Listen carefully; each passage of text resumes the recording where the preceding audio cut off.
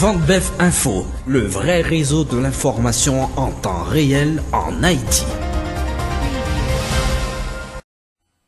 Et à présent, madame, monsieur, on va faire un petit tour de l'actualité internationale, mais on reste toujours en Amérique.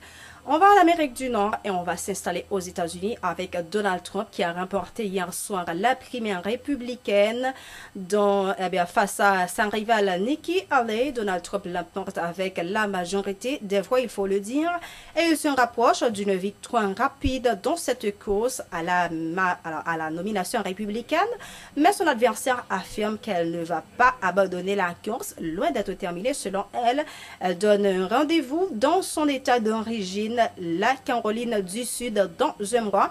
Dans son discours de victoire, Donald Trump a dénoncé la volonté de son adversaire de rester dans la course et évoque même des poursuites si elle ne se retire pas maintenant.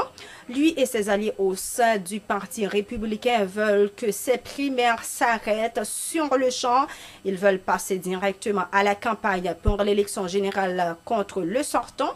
C'est d'ailleurs aussi l'avis de la campagne de Joe Biden. Le porte-parole du candidat démocrate estime que Donald Trump a quasiment sécurisé son investiture. Eux aussi pensent-ils qu'il faut d'ores et déjà passer à la campagne pour l'élection générale pour le mois de novembre prochain.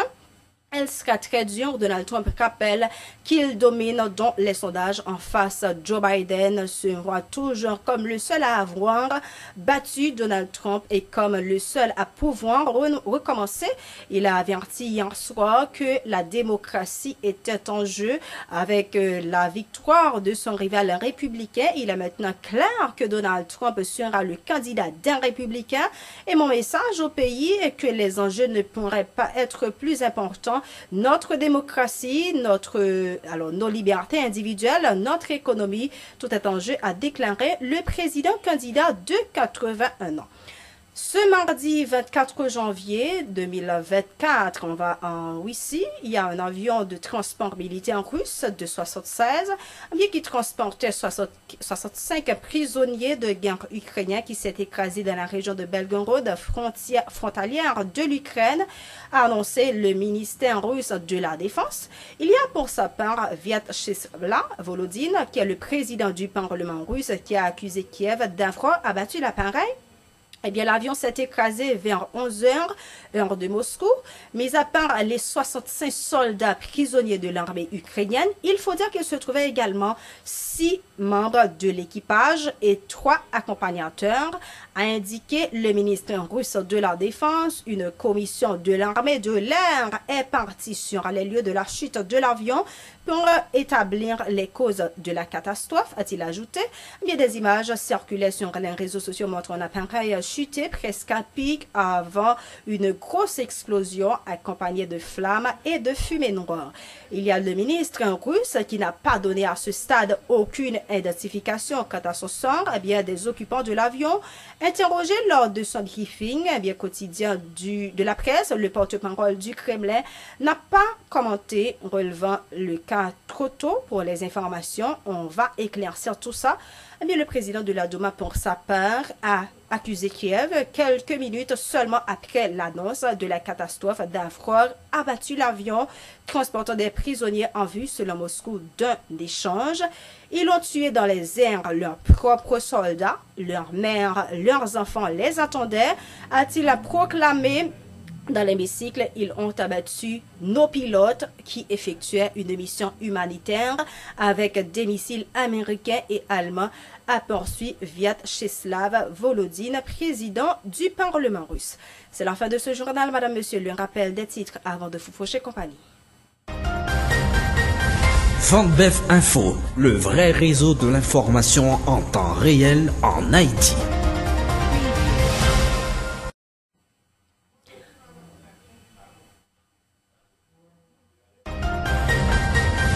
Vendbef Info, le vrai réseau de l'information en temps réel en Haïti.